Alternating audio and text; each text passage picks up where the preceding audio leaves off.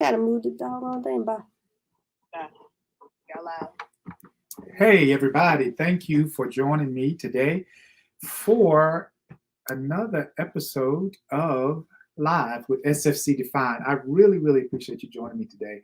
What a beautiful day today. And again, thank you for joining me. So, can you believe we're at the end of April now? And all month long, we've talked um, in detail about getting spiritually connected. We talked about how a spiritual connection is very impactful when it comes to solid relationships, and a spiritual connection supersedes that's based off of physical attraction or finances or whatever we tend to get connected for.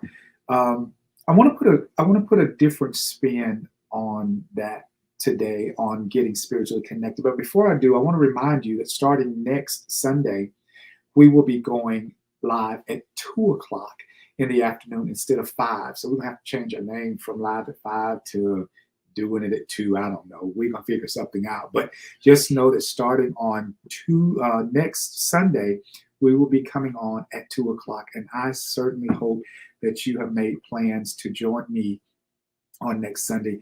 Gotten a lot of good feedback from those of you that said, yeah, 2 o'clock will work better for me. 2 o'clock is it. So just wanted to remind you about that. And let us not forget, too, in a couple of weeks, it'll be Mother's Day. So I hope you make plans and stuff. Usually SFC will do something special for Mother's Day. Maybe on that Sunday, we'll give some stuff away, or I don't know. We'll figure it out. But in the meantime, let's get into our discussion for today. I don't want to keep you very long today as we close out this month's segment on getting spiritually connected.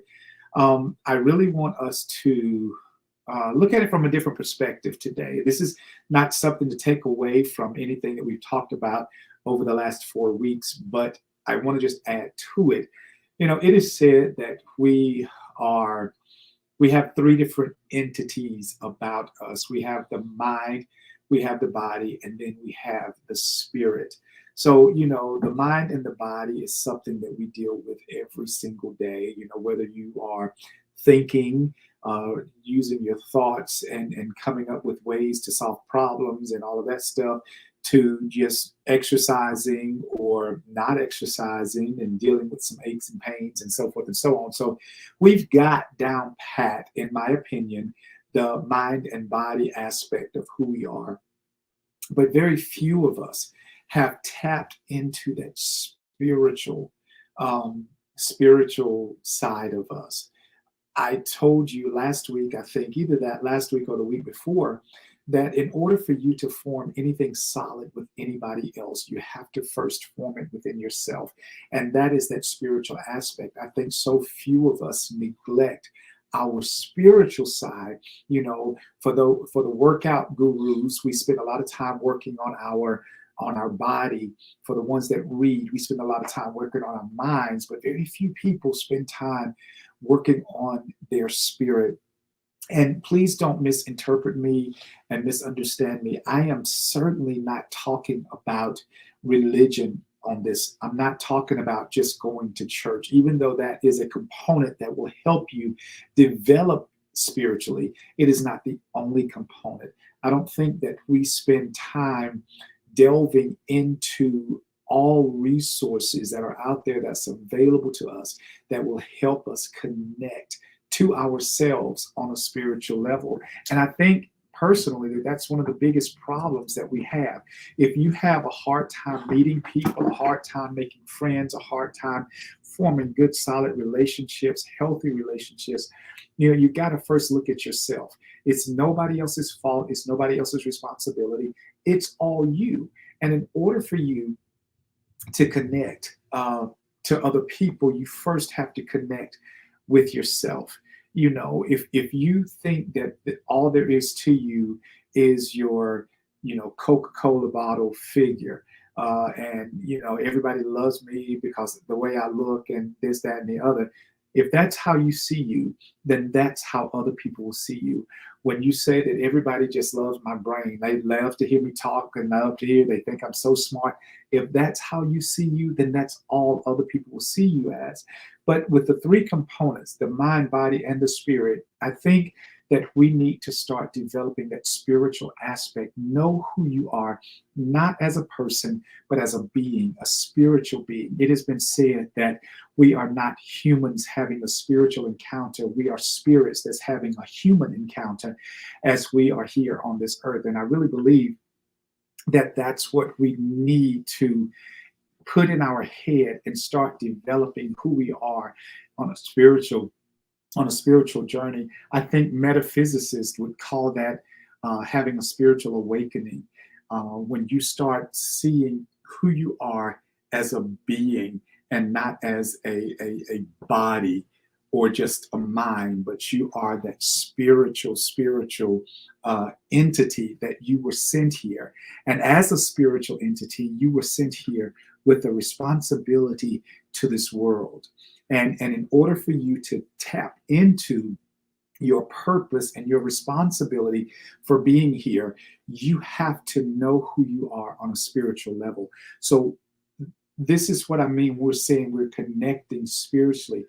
We are neglecting, in my opinion, the spiritual aspect of who we are. And also, in my opinion, I believe that that is the most vital, most important aspect of who we are, that spiritual side. That spiritual side is what keeps your mind and body in balance. That's what keeps you centered. If your spirit is jacked up, then everything else about you is jacked up. When your spirit is out of sorts, then body and mind are also out of sorts. But if you could ever center yourself, if you ever create balance in your life, that comes from a spiritual connectedness. And once that happens, then everything else falls in place. I know my journey of awakening, or my journey of finding out more about me by delving into the spiritual aspect of me, I started seeing myself in a completely different way. There was more to me than my job or my title or my position. There was more to me than the way I dressed or the people that I hung out with or whatever. There was just more to me. And knowing who I am on a spiritual level has created such a balance in my physical and mental life. I promise you, it has been amazing. Help me see some of the comments. I think we have some stuff. Thank you guys for being here again today. But I really want to hear your thoughts about that. I really want to hear how important is it to you to know who you are on a spiritual level and being able to connect with yourself. We're going to take everybody else out of the equation today, and we're going to talk only about ourselves and how important it is to connect on a spiritual level to ourselves. You know, there are several books that I have suggested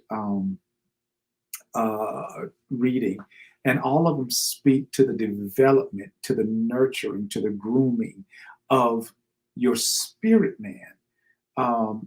A lot of them call it your higher self. A lot of the authors that we've talked about, like Eckhart Tolle and Michael Singer and several other ones, they talk about your higher self, and that is the spiritual aspect of who you are. Do you know that when you connect to that higher self, when you connect with that spiritual aspect, a lot of the little problems, the little pettiness that you experience, it's unable to affect you. It's unable to impact you on a negative level because you are connecting on a much, much higher level. You see things differently. You hear things differently. And the reason why so many of us go through this self-loathing period and we have this pity and these pity parties, and we've distributed friends to make our own individual pity committees, is because we don't know who we are.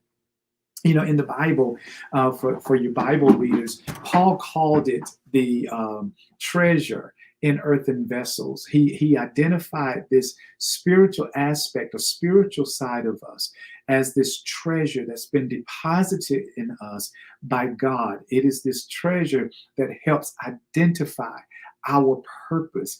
It's what identifies our individuality and our uniqueness. And, I believe that we have too many cookie cutter mindsets and cookie cutter mentalities among the people. And once you tap in and understand that you are so uniquely different, God made you so different, and it's okay to be different. And you can only know that by connecting on a spiritual level. You can only know that when you get out of trying to conform to other people. And in fact, another verse of scripture says, "Be not conformed to this world, but be ye transformed by the renewing of your mind." That renewing of your mind is identifying that higher aspect of you, that higher self, that spiritual being, and you start nurturing and developing that. Well, Corey, how do you nurture and develop your spiritual being? Books, reading books, and meditation, and just taking the time to set.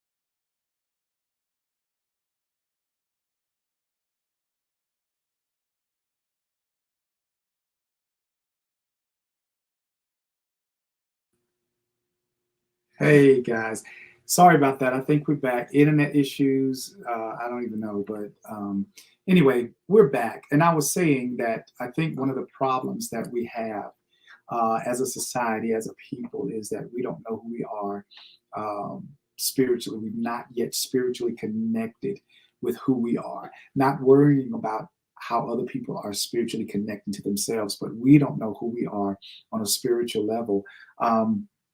Which means that if you don't know who you are, people get to define you. People really get to say whatever they want to say about you. They get to treat you how they want to treat you, whether that's good, bad, or indifferent. They get to do all of that because you don't know who you are. Knowing who you are on a spiritual level, or connecting with who you are on a spiritual level, literally gives you an authority that you would not otherwise have. It would literally give you an authority. You're able to set standards, you're able to set bars, and you have a command on people to live up to that standard of who you are. So you have to be able to do that. You have to know how you are spiritually and who you are spiritually so that you're able to not give people the authority or power to define who you are. Knowing who you are spiritually, that puts you in a position to define yourself. And that is the whole basis of what SFC stands for, is defining yourself so that no one else has the opportunity to do so. So I want you to think about that. Before we have any more glitches, I'm going to come to an end, but I want you to really think about that. I want you to think about getting spiritually connected with yourself. That's the best place for you to start. And perhaps I should have started this whole series about this as opposed to ending it. I should have started it with just getting spiritually connected with yourself. That is the greatest kind of spiritual connection that you can have. So I encourage you to do so. Do that starting today. So anyway, that's it. We're coming to a close, and we are coming to an end of this one. Don't forget, starting next week, we will be on at 2 o'clock every Sunday afternoon, unless otherwise told. Look for us every Sunday at 2 o'clock starting next week. We'll have a completely different topic next week. Like I asked you guys to do before, if there are things that you are interested in that would like to talk about, especially on a spiritual level, on a connected, not a religious level, on a spiritual level. If there are books that you have read that you want to share with us that you think is for the good of the group, let me know, and we would love to talk about it. But otherwise, we will see you next Sunday at 2 o'clock with a completely different segment, completely different topic of discussion for the month of May. I hope you will join me on next Sunday. Until then, you guys make it a great week. Bye-bye.